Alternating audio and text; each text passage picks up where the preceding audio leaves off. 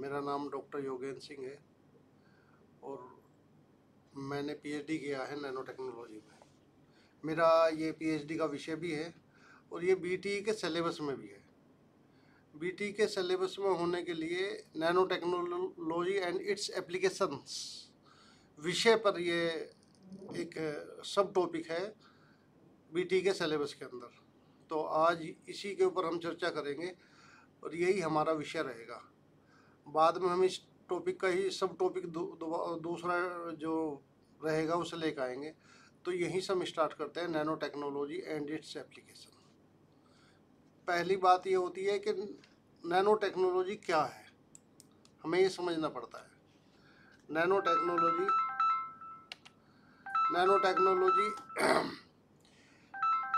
एक manipulation of matters है at atomic, molecular and supramolecular scale. जब भी पार्टिकल का साइज 1 से लेकर 100 नैनोमीटर होता है तो उसको आप जो है नैनो पार्टिकल्स कहते हैं और नैनो पार्टिकल्स की इस स्टडी को आप नैनो टेक्नोलॉजी कहते हैं। इसमें स्केल का कंपैरिजन किया जाता है। जब हम स्केल का कंपैरिजन करते हैं तो हम देखते हैं कि नैनोमीटर कितना होता है। एक नैनोमीटर जो है 1,00,000 टाइम जो है स्मॉलर होता है। अगर हम कंपैरिजन करके इसका देखते हैं, हमारे जो बाल होता है, हमारे जो एयर का बाल होता है, तो वो लगभग 1,00,000 टाइम्स उससे जो छोटी चीज़ होती है उसको हम 1 नैनोमीटर कहते हैं। ये साइज के हिसाब से जब हम उसका कंपैरिजन करते हैं, जब हम एटम्स को कंट्रोल करते हैं नैनो स्केल लेवल पे, तो मैनिपुलेशन होता है उसकी साइज में। तो उसमें एक यूनिक प्रॉपर्टीज बन जाती है जो बल्क मटेरियल में नहीं हो सकती। तो बल्क मटेरियल के कंपैरिजन में जब हम कहते हैं नैनो मटेरियल क्या है, तो हम उसे शॉर्ट में ये कह सकते हैं कि नैनो लेवल पे एक यूनिक प्रॉपर्टीज प्राप्त होती है हमें, जो हमें बल्क मटेरियल जो होता है उसके लेवल पे हमको प्राप्त नहीं होती है। यूनिक प्रॉपर्टीज नैनो स्केल पर कैसे आती है, इसके पीछे साइंस क्या है, जब हम इसको देखते हैं तो what is the science behind it. तो इसको देखने से, रिसर्च करने से ये पता चला है कि जैसे ही नैनो लेवल पे हम काम करते हैं, नैनो पार्टिकल्स हमारे बन जाते हैं या नैनो साइज की हम बात करते हैं, तो उसमें जो प्रॉपर्टीज हम कह रहे हैं कि बहुत एंटायरली डिफरेंट प्रॉपर्टी हो जाती है या यूनिक प्रॉपर्टीज हो जाती है। वो इस वजह से होती है कि क्योंकि उसका सरफेस टू वॉल्यूम रेशो बढ़ जाता है। जब सरफेस टू वॉल्यूम रेशो बढ़ जाता है तो उसमें स्ट्रोंगर इफेक्ट उसके अंदर और मोर रिएक्टिव इफेक्ट्स उसके अंदर आ जाते हैं। इसके इफेक्ट देखने के लिए क्वांटम इफेक्ट भी बड़ा रोल पैदा करता है। वह क्वांटम जो इफेक्ट है, क्वांटम इफेक्ट्स की वजह से उसकी इलेक्ट्रिकल प्रॉपर्टीज, ऑप्टिकल प्रॉपर्टीज और मैग्नेटिक प्रॉपर्टीज उसकी बदल जाती है। ठीक है, साथ ही साथ उसकी mechanical properties, chemical properties, optical properties, ये भी लार्जर स्केल वाले जो मॉलिक्यूल है, जो बड़े साइज के मॉलिक्यूल है, जो बल्क मटेरियल्स के बने हुए मॉलिक्यूल है, उनके कंपैरिजन में इनकी ये प्रॉपर्टीज भी चेंज हो जाती है। अगर इनके उदाहरण की हम बात करते हैं तो इनके उदाहरण में आपके कार्बन नैनो ट्यूब है जो बहुत ही स्ट्रॉन्ग है, जिसकी अगर हम स्ट्रेंथ के हिसाब से अगर हम देखते हैं उसको तो बहुत ही स्ट्रॉन्ग है, कंडक्टिव है। क्वांटम डॉट्स होता है, क्वांटम डॉट्स क्या है, साइज डिपेंडेंट और लाइट एमिशन उसके अंदर पाया जाता है। तो ये यूनिक प्रॉपर्टी नैनो स्केल पे क्यों आती है, इसका हम यहाँ पे इन सब बातों से हम उसकी जानकारी ले सकते हैं। इम्पोर्टेंस क्या है और मोटिवेशन क्या है कि हम नैनो टेक्नोलॉजी की ही स्टडी क्यों करें। तो इसके लिए क्या है कि ये इसके इन्वेंशंस हैं। नैनो टेक्नोलॉजी, नैनो पार्टिकल्स के बन जाने से हमारे चिकित्सा के क्षेत्र में, मेडिसिन में, इलेक्ट्रॉनिक्स के क्षेत्र में, एनर्जी के क्षेत्र में और एनवायरनमेंट के क्षेत्र में बहुत सारा परिवर्तन आ जाता है। लखन लेक्चर ले रहा है यार, मैं ये एमआरसी में लेक्चर चल रहा मेरा। हाँ हाँ हाँ, online. Solutions to existing problems होती है, जैसे target drug delivery, better batteries, pollution control, ये सारी की सारी चीज़ें उसके अंदर बदलती हैं। इकोनॉमिक का अगर हम पॉइंट ऑफ व्यू से देखें तो इकोनॉमिकली भी जब से नैनो टेक्नोलॉजी की नैनो सेंसर और दूसरी चीज़ें बनाती हैं, तो $1 ट्रिलियन ग्लोबल मार्केट इन्होंने अफेक्ट करी है विद इन ईयर, 1-2-4 साल के अंदर ही। इसका फ्यूचर टेक्नोलॉजी का बहुत बड़ा है और साइंटिफिक डिस्कवरीज में बहुत सारी चल रही हैं, तो इसकी इम्पोर्टेंस ये है आने वाले टाइम में। दूसरा ये इंटरडिसिप्लिनरी नेचर है। नैनो टेक्नोलॉजी क्या है? ये इंटरडिसिप्लिनरी नेचर के सब्जेक्ट है। नैनो टेक्नोलॉजी फिजिक्स में भी है, फिजिक्स में हम काम कर सकते हैं नैनोटेक में, वहाँ हमें क्या करना है, अंडरस्टैंडिंग नैनो स्केल फिनोमिना देखते हैं। केमिस्ट्री में मटेरियल का सिंथेसिस और रिएक्शंस इस नैनो टेक्नोलॉजी में आती है। बायोलॉजी में बायोमिमिक्री और नैनो मेडिसिन आती है। इंजीनियरिंग में डिवाइस और एप्लीकेशंस आजकल बनाई जा रही हैं बहुत सारी। कोलेब्रेशन एग्रो, तो पूरी दुनिया के अंदर सारे डिपार्टमेंट एक इंटरडिसिप्लिनरी आपस में इकट्ठे हो रहे हैं। केमिस्ट्री वाला सिंथेसिस करता है, फिजिक्स वाला उसकी नैनो स्केल फिनोमिना को बताता है, बायोलॉजी में उसका एप्लीकेशन पार्ट आता है, इंजीनियरिंग में डिवाइस का सिंथेसिस एप्लीकेशन बनाई जाती है। तो इसका मतलब इससे हम क्या कह सकते हैं कि ये एक क्या है, इंटरडिसिप्लिनरी नेचर की सब्जेक्ट है। अर्ली कंसेप्ट क्या था इसमें? क्या है कि ये जब नैनो टेक्नोलॉजी थी तो 1959 है, उसमें रिचर्ड फेनमैन एक साइंटिस्ट हुए हैं। उन्होंने सबसे पहले एक बात बताई कि there is a plenty of room at the bottom, अर्थात बॉटम में बहुत सारी बातें होती हैं। बॉटम का मतलब जैसी पार्टिकल का साइज होगा, एटॉमिक लेवल की हम बात करेंगे, तो ये उन्होंने कहा outlining the possibility of manipulating matter at atomic scale. Atomic level पर जब हम जाते हैं तो मैटर के मैनिपुलेटिंग का से उसके एटॉमिक साइज से प्रॉपर्टीज हम चेक कर सकते हैं। He envisioned miniaturing machine and device nanoscale dimension. Nanoscale dimension का प्रयोग करते हुए उन्होंने बहुत सारी मशीन सिंथेसाइज करी, बहुत सारी मशीनों के बारे में जाना और उसमें इसकी एप्लीकेशन का पार्ट बनाया। His idea led the conceptual foundation of the nano technology. उनका यह है आइडिया, उनकी यह सोच एक फाउंडेशन, एक नींव की तरह एक फाउंडेशन उन्होंने नैनो टेक्नोलॉजी के फील्ड में तैयार की। माइलस्टोन ऑफ नैनो टेक्नोलॉजी, कुछ इसकी हिस्ट्री है कि किसकी इस ईयर में क्या हुआ। 1981 में इन्वेंशन हुआ STM का, स्कैनिंग टनलिंग माइक्रोस्कोप, जो नैनो टेक्नोलॉजी के नैनो पार्टिकल्स के जो हम नैनो पार्टिकल्स बनाते हैं उनका साइज का जो बात की जाती है वो STM में उसका बड़ा रोल है। इसका आविष्कार हुआ 1981 में। 1985 में फुलरीन्स बना, C60 जिसे बुकीबॉल्स भी कहते हैं। तो न्यू नैनो कार्बन स्ट्रक्चर उसके अंदर बताया गया। बताया जाता है कि कार्बन का जो एलोट्रोप्स था, एक नया एलोट्रोप्स फुलरीन्स भी उसका एक नया एलोट्रोप्स भी माना गया। ये 1985 में स्ट्रक्चर के बेस पर बताया गया। 1981 में कार्बन नैनो ट्यूब का आविष्कार हुआ, उसके बारे में जानकारी मिली, जो नॉन फॉर, जो बताता है किसके लिए, उसकी एक्सेप्शनल स्ट्रेंथ होता है। कार्बन नैनो ट्यूब्स की स्ट्रेंथ बहुत ज़्यादा होती है और उसकी कंडक्टिविटी भी बहुत ज़्यादा होती है। ये नैनो ट्यूब का रिसर्च किया गया, नैनो ट्यूब के बारे में जानकारी प्राप्त की। ये 1981 में हुआ। अर्ली 2000 में नैनो पार्टिकल का सिंथेसिस किया गया और नैनो डिवाइसेस बहुत सारी बनाई गई। Tools for nano technology, research में टूल्स क्या क्या यूज किए जाते हैं, जैसे अभी STM का जिक्र हुआ था, 1981 में बना था। तो STM यूज किया जाता है। एटॉमिक फोर्स माइक्रोस्कोप यूज किया जाता है। इलेक्ट्रॉन माइक्रोस्कोप यूज किए जाते हैं जिसमें टैम और सैम दोनों आते हैं। नैनो फैब्रिकेशन टेक्निक्स यूज की जाती हैं। लिथोग्राफी है, केमिकल वेपर डिपोजिशन है। तो ये सारी टूल्स और टेक्निक्स हैं जो यूज की जाती है। ये पार्टिकल का स्कैनिंग, इसकी इमेज बनाने में और उनका साथ साथ उनका सरफेस, उनका लेवल बताने में, उनका एटॉमिक साइज बताने में, उनका साइज बताने में, पार्टिकल का कितना साइज है, इन सब चीज़ों के बारे में बताइए। हालांकि बहुत महंगे इंस्ट्रूमेंट हैं, लेकिन इनसे क्या है कि एक नया युग का परिवर्तन आया है और इनकी हेल्प से हम बता सकते हैं कि जो हमने नैनो पार्टिकल सिंथेसाइज किए हैं, जो बनाए हैं, उनका पार्टिकल का साइज कितना है, उनकी डायमेंशन कितनी है। AFM की हेल्प से हम 3 डायमेंशनल उसका इमेजिंग भी कर सकते हैं और उसका ये बता सकते हैं कि इसका पार्टिकल जो ये है, जो हमारा बन का आया है पार्टिकल, इसका साइज कितना है। नैनो फैब्रिकेशन की कुछ टेक्निक भी है, जैसे केमिकल वेपर डिपोजिशन है, सेल्फ असेंबली है, लिथोग्राफी है, माइक्रोस्कोप में इलेक्ट्रॉन माइक्रोस्कोप टैम और सैम है, एटॉमिक फोर्स माइक्रोस्कोप है और एसटीएम है। रिसर्च ग्लोबली क्या चल रहा है, अगर हम इसको देखते हैं कि दुनिया में क्या क्या हो रहा है, तो हम देखते हैं इसके जो मेजर कंट्रीज हैं जो इसमें इन्वेस्ट कर रहे हैं और रिसर्च कर रहे हैं, वे यूएसए है, चाइना है, यूरोप है, जापान है और इंडिया है। अगर हम देखा जाए तो पांचवा देश इंडिया है।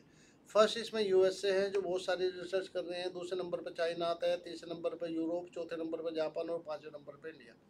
Government initiative like national nano technology initiatives, ये एनएनआई है, इन्होंने सबसे पहले इनिशिएटिव लिया था, ये यूएसए में एनएनआई बनाया गया। फोकस एरिया क्या है, आजकल नैनो टेक्नोलॉजी का बहुत जगह यूज है, लेकिन उसके जो मुख्य जो चीज़ें हैं वे हेल्थ का क्षेत्र है, एनर्जी का क्षेत्र है, इलेक्ट्रॉनिक्स का क्षेत्र है, एनवायरनमेंट का क्षेत्र है और मटेरियल साइंस जहाँ पे इनका प्रयोग किया जा रहा है।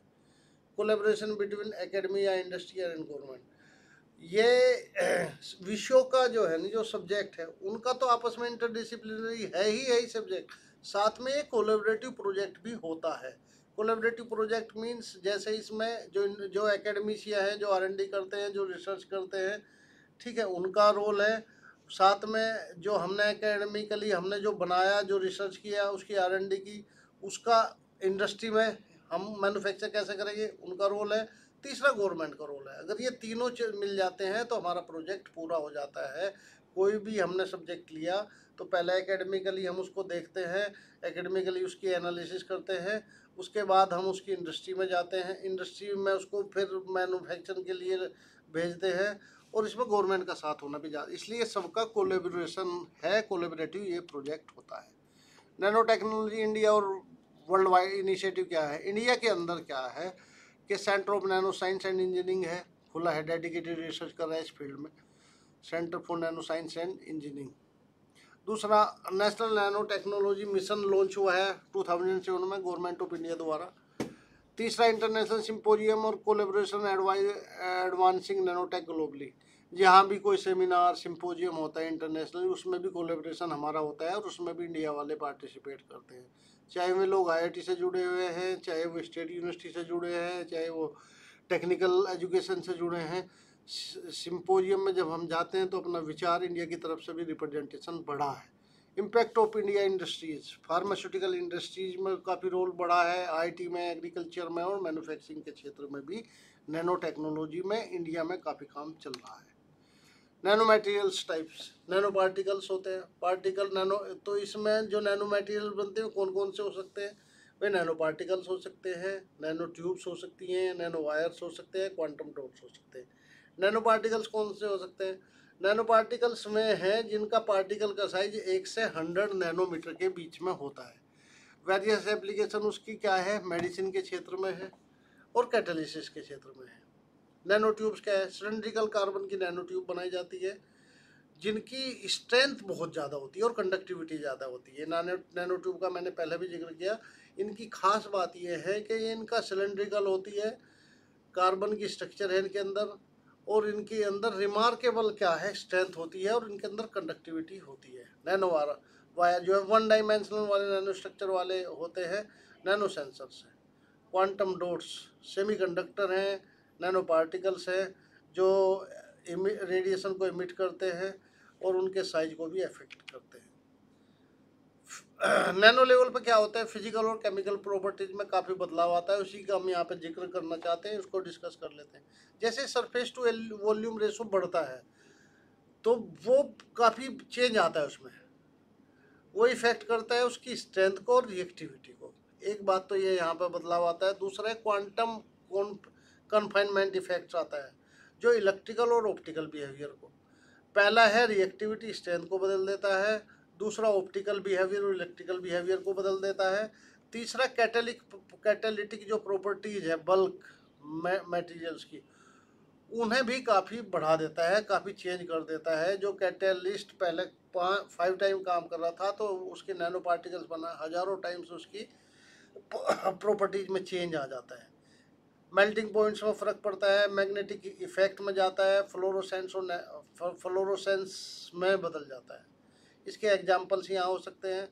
गोल्ड नैनो पार्टिकल्स जो है जैसे जैसे उसके साइज में आता है, पहले वो रेड दिखाई देता है, फिर पर्पल दिखाई देता है, और जब वो बल्क में होता है तो गोल्ड के जैसा दिखाई देता है। तो उसकी colour, optical behaviour, electrical behaviour, fluorescence behaviour, magnetic effect, ये सारी चीज़ें उसकी बदल जाती है।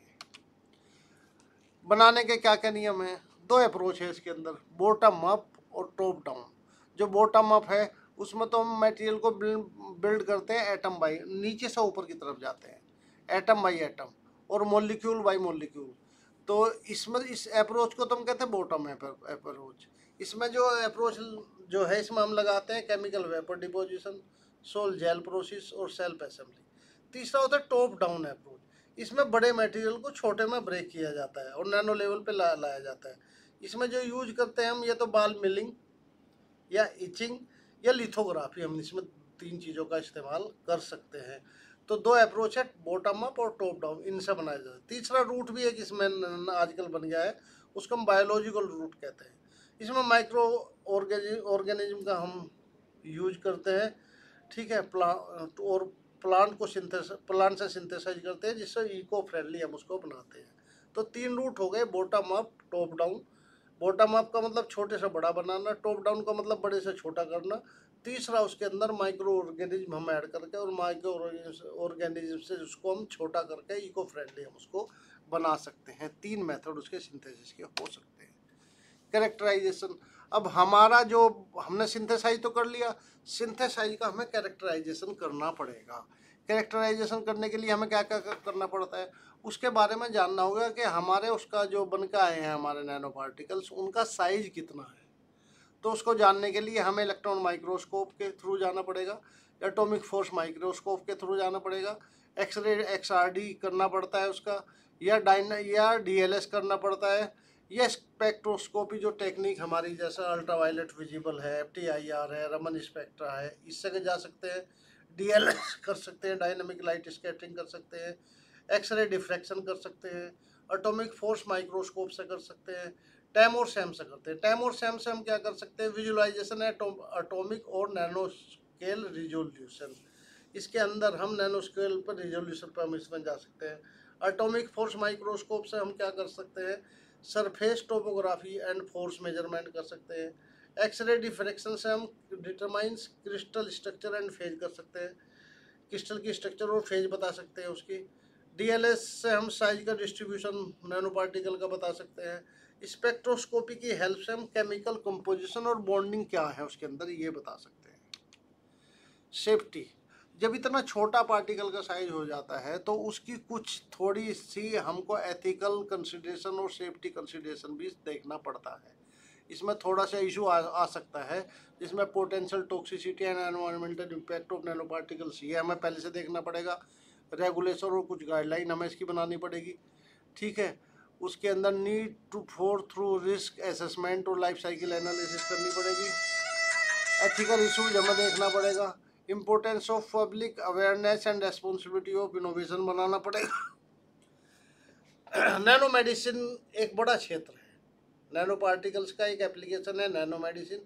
तो ये बहुत बड़ा है। क्या होता है उसमें, नैनो टेक्नोलॉजी की हेल्प से हम मेडिकल डायग्नोसिस करते हैं, उनका ट्रीटमेंट करते हैं, उनकी मॉनिटरिंग करते हैं। ये नैनो टेक्नोलॉजी का मेडिसिन के क्षेत्र में योगदान है, कंट्रीब्यूशन है। इसका यूज करते हुए हम मेडिकल डायग्नोसिस, उनका ट्रीटमेंट और उनकी मॉनिटरिंग करते हैं। एडवांटेज क्या है, target drug delivery, reduce side effect, improved imaging technique, ये सारे इसके एडवांटेज है। फील्ड इम्पैक्ट, ओंकोलॉजी, इसके इम्पैक्ट क्या आते हैं, ओंकोलॉजी, ड्रग डिलीवरी, डायग्नोस्टिक और रिजेनरेटिव मेडिसिन में इसका काफ़ी यूज होता है। टारगेटेड ड्रग डिलीवरी सिस्टम, ये बहुत बड़ा सिस्टम है, TDDDS, targeted drug delivery system. ये क्या है कि जैसे अभी तक कैंसर कोई बीमारी है, या कोई हेपेटाइटिस कोई बीमारी है, या दूसरी कोई बीमारी है, उसमें क्या है, हम अंधाधुंध का प्रयोग करते थे। अंधाधुंध दवाई, केमिकल्स ये देते हैं, और उसको जिसकी वजह से कैंसर की सेल की अगर कोई ग्रोथ है तो उसको हम क्या करते हैं कि उससे केमिकल्स जो जिसको हम कीमोथेरेपी कहते हैं, या रेडिएशन से, रेडियोथेरेपी के थ्रू उसको डैमेज करते हैं। यहाँ से जिस पार्ट में जो अगर कोई कैंसर है, कोई लिपोसोम्स है, डेंड्रीमन्स है, पॉलीमेरिक नैनो पार्टिकल्स, इससे ड्रग डिलीवरी स्पेशल टारगेट पे जाएगी। लीवर पे है तो लीवर पे वो वहाँ पर नैनो रोबोट्स के थ्रू भेजा जाएगा, और नैनो रोबोट के थ्रू भेजने के बाद वहाँ से उसकी अगर सेल में अनलिमिटेड ग्रोथ है, कैंसरस सेल है, तो उसको डैमेज कर दिया जाएगा। हमें ऐसा नहीं है कि हम बहुत सारे केमिकल्स बॉडी के अंदर इंजेक्ट कर रहे हैं और इंजेक्ट करने से हम उसको डैमेज कर रहे हैं, उससे दूसरी सेल्स भी खराब हो जाती थी। अब नैनो टेक्नोलॉजी की हेल्प से टारगेटेड ड्रग डिलीवरी सिस्टम का हम प्रयोग कर रहे हैं, और इसी से हम क्या कर रहे हैं कि अपने जो भी बीमारी है, जो भी हमारा टारगेट है, उसको डैमेज करके हमको ज़्यादा दवाओं का प्रयोग या रेडिएशन का प्रयोग या केमिकल का यूज नहीं करना पड़ता। बेनिफिट इससे क्या है? इंक्रीज ड्रग एफिकेसी, ड्रग की एफिकेसी बढ़ती है। जब दवाई कम जाएगी तो टॉक्सिसिटी उनकी कम होती है, और कंट्रोल्ड रिलीज होता है। इसके बेनिफिट ये है। एग्जाम्पल क्या है? जैसे डोक्सिल एक केमिकल, एक नैनो पार्टिकल्स है, a liposomal formulation of doxorubicin for cancer therapy के लिए एक डोक्सिल हम ये दवाई यूज करते हैं, और जो टारगेट ड्रग डिलीवरी है जो केवल उसी जगह जाके वहाँ पे कैंसर थेरेपी में यूज हम की कर रहे हैं, और बहुत सक्सेस रही है। Cancer therapy with nano particles, यही जो मैंने बताया कि जो आज तक हम कीमोथेरेपी कर रहे थे सॉरी, जो हम हीलिंग नहीं हो पा रहा था, उसका ऑप्शन के लिए हम टारगेट ड्रग डिलीवरी का प्रयोग कर रहे हैं। Nano particles for imaging tumours using contrast agent. MRI और सीटी स्कैन करने के लिए हमारी इमेज कंट्रास्ट नहीं आती थी, लेकिन नैनो मटेरियल्स के इंस्ट्रूमेंट अब बनाए जा रहे हैं, जिससे हमें बिल्कुल कंट्रास्ट, बिल्कुल वहाँ पे एकदम साफ इमेज दिखाई देती है, और जिससे हमको उनके आइडेंटिफिकेशन में हमें आसानी रहती है कि ये कौन सी बीमारी हो सकती है, कौन सा ट्यूमर हो सकता है, कौन सी चीज़ हो सकती है, उसकी जानकारी मिलती है। नैनो बायो सेंसर बनाए जा रहे हैं, लैब ऑन चिप एक डिवाइस के थ्रू नैनो बायो सेंसर बनाए जा रहे हैं। एक तो इनकी एज बहुत है, ज़्यादा लंबे समय तक चलते हैं, ठीक है, लॉन्ग लास्टिंग है, और दूसरा ये एक्यूरेसी बहुत है इनमें सेंसर्स में। तो लैब ऑन चिप डिवाइसेज बनाई जा रही है नैनो बायो सेंसर्स की हेल्प से। इसका डिजीज के डिटेक्शन और मॉनिटरिंग में इसका काफ़ी रोल होता है। Image improvement with nano particles, nano particles की हेल्प से इमेज का इम्प्रूवमेंट तो हो ही रहा है, बताया ही है मैंने, अभी पीछे भी जिक्र किया है कि नैनो पार्टिकल्स जब है तो जो हम नैनो सेंसर उनमें यूज कर रहे हैं, तो एमआरआई में काफ़ी जो हमारी इमेज पहले अच्छी नहीं आती थी, अब ये नैनो पार्टिकल्स यूज करने से एमआरआई, सीटी स्कैन और फ्लोरोसेंट इमेजिंग बहुत अच्छी क्लियर आती है एकदम। तो इससे भी इस क्षेत्र में भी नैनो पार्टिकल्स का काफ़ी रोल आया है। क्वांटम डॉट्स हम यूज कर रहे हैं, उनका हाई रिजोल्यूशन सेल इमेजिंग होता है। Detection of precise decision localization में काफ़ी यूज इसका होता है। एंटी माइक्रोबियल एजेंट में हम काम कर रहे हैं, नैनो पार्टिकल्स है, नैनो सिल्वर एक्जिबिटिस, ये जो हैं हमारे बैक्टीरिया और मेडिकल के क्षेत्र में, मेडिकल के की डिवाइस बनाने के क्षेत्र में, और मेडिकल के क्षेत्र में बहुत सारा रोल, एंटीबैक्टीरियल की तरह भी हम नैनो पार्टिकल्स को यूज कर रहे हैं। टिश्यू इंजीनियरिंग में बहुत सारा रोल है, मेडिकल साइंस में तो बहुत सारा रोल है, जिसमें एक टिश्यू इंजीनियरिंग होता है, तो वो टिश्यू की ग्रोथ और उनके बारे में भी हमें इससे हम डिटेक्ट कर सकते हैं। Bone regeneration, skin grafts and organ repair में भी काफ़ी रोल है। Nanoscale surface modification, improvement, biocompatibility and cell adhesion में भी काफ़ी रोल है। वैक्सीन्स बन रही है, अभी कोविड पेंडेमिक चली थी तो उसमें भी इसका काफ़ी रोल हुआ, नैनो पार्टिकल्स की हेल्प से वैक्सीन बनाए जा रहे हैं, वैक्सीन की हेल्प से डिलीवरी ड्रग कराई जा रही है, और वो टारगेट ड्रग डिलीवरी की तरह काम करती है। इम्यूनोथेरेपी में भी काम कर रहा है, हम डीएनए के अंदर आरएनए वैक्सीन और एडजुवेंट फॉर्मुलेशन का यूज करते हुए हम बहुत सारी जो बीमारी हैं उन पे तो हम साथ साथ स्केल प्राप्त कर ही रहे हैं, इसके साथ साथ ही हम सिस्टम को भी इम्यून सिस्टम कराने में भी ये सारा काम ये अच्छे से काम कर रही है। न्यूरोसर्जरी, ब्रेन डिसऑर्डर में बहुत सारे नैनो पार्टिकल्स हैं, जैसे ब्रेन की डिजीज होती है, अल्जाइमर, पार्किंसन, ब्रेन ट्यूमर्स हैं, इन सब में इसका काफ़ी रोल है। Blood brain barrier, delivery drug, इन सब में इसका रोल होता है। वाउंड हीलिंग में नैनो फाइबर यूज किया जाता है। Nanofibers mats mimic extracellular matrix, aiding faster healing and reduce infection use हो रहा है। Incorporation of antimicrobial nanoparticles for enhanced protection, chronic wounds, burns, diabetic ulcers में भी काफ़ी ख़त्म करने में यूज हो रहा है। इलेक्ट्रॉनिक डिवाइस बनाने में इसका काफ़ी यूज हो रहा है। इसमें जो हम ट्रांजिस्टर बनाते थे, पीएनपी, एनपीएन, फिर जो फील्ड इफेक्ट ट्रांजिस्टर्स जो आ रहे हैं वो बहुत अच्छे बनाए जा रहे हैं इसके। Nano scale transistors, diode, memories, increase computer power and speed बहुत ज़्यादा हो गई है जब से नैनो पार्टिकल्स के हमने यूज करने शुरू करे हैं। क्वांटम डॉट डिस्प्ले, इमेजिंग में क्वांटम डॉट्स का काफ़ी रोल है। Nano sensor, environmental health and monitoring, nano sensors बनाए जा रहे हैं और इसके सेंसर बनने से बहुत सारी चीज़ बदल गई है। एनवायरमेंटल सेंसर्स बनाए जा रहे हैं, wearable health monitoring, glucose, heart rate and other sign जो है इसके लिए भी काम कर रहे हैं। हाईली सेंसिटिव नैनो सेंसर बनाए जा रहे हैं जो गैस को भी डिटेक्ट कर सकते हैं, बायोमोलिकुलर टॉक्सिन्स को भी ये बता सकते हैं, इनमें काफ़ी रोल है। इलेक्ट्रॉनिक्स डिवाइस बना रही है जिनको हम पहन भी सकते हैं। Smart textile, wearable health devices and flexible display बनाए जा रहे हैं। कंफर्ट एप्लीकेशन, इलेक्ट्रॉनिक स्किन का प्रयोग, इलेक्ट्रॉनिक्स का चीज़ों का कम नुकसान हो उसके लिए कुछ वियरेबल ड्रेस है वे बनाई जा रही है नैनो पार्टिकल्स से यूज करते हुए। फ्लेक्सिबल हो सकती है, लाइट वेट हो सकती है, स्ट्रेचेबल हो सकती है, इलेक्ट्रॉनिक डिवाइस है। Future trend computing with nanotechnology, computing के क्षेत्र में बहुत सारा रोल है। Development of the quantum computing using nanoscale qubits for unprecedented processing power, spintronics and molecular electronics as alternative to traditional electronics, integration of nanotechnology with AI for smart adaptive. आजकल हम देख रहे हैं कि AI का बहुत सारी चीज़ें लेकिन वे तब तक सफल नहीं हैं जब तक उनके अंदर हम नैनो टेक्नोलॉजी का प्रयोग नहीं कर रहे हैं। जैसे ही हम उनमें नैनो सेंसर और नैनो सिंथेसिस, नैनो मटेरियल की चीज़ें डालते हैं तो उसका रोल कई ज़्यादा बढ़ जाता है, कैपेसिटी कई ज़्यादा बढ़ जाती है, कई गुनी बढ़ जाती है, रोल बढ़ जाता है और उनका एफिशिएंसी बढ़ जाती है। नैनो टेक्नोलॉजी, सोलर सेल और रिन्यूएबल एनर्जी है, इनमें बनाई जा रही है। नैनो मटेरियल्स का प्रयोग करते हुए, नैनो मटेरियल्स कौन से, क्वांटम डॉट है, नैनो वायर है, पेरोविस्काइट नैनो पार्टिकल है, ये सोलर सेल की एफिशिएंसी को बढ़ा रहे हैं।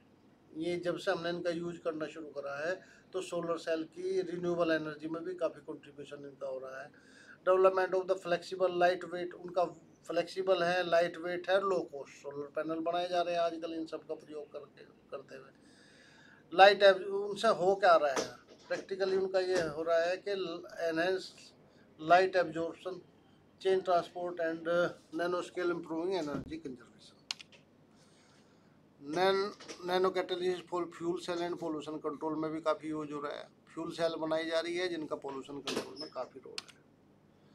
वाटर प्यूरिफिकेशन में बहुत सारा यूज है, आजकल बहुत सारी चीज़ें हैं, बहुत सारे वाटर प्यूरिफिकेशन की चीज़ें आ रही हैं, लेकिन जब से नैनो मटेरियल्स का हम प्रयोग कर रहे हैं, nano tube, silver nano particles, graphene use for filter to remove bacteria को, वायरस को। आजकल जो हमारे फिल्टर्स थे जो घर में हम आर यूज करते हैं उनमें जो फिल्टर डाले जाते हैं वे नैनो ट्यूब के, सिल्वर नैनो पार्टिकल्स के और ग्राफीन के रहे। उससे एक तो उनकी एज बढ़ी है, लाइफ बढ़ गई, लंबे समय तक चल सकते हैं, और बैक्टीरिया को पूरे तरीके से, बैक्टीरिया, वायरस और हैवी मेटल्स को पूरे तरीके से, ऑर्गेनिक पोल्यूटेंट को वो रिमूव कर देते हैं।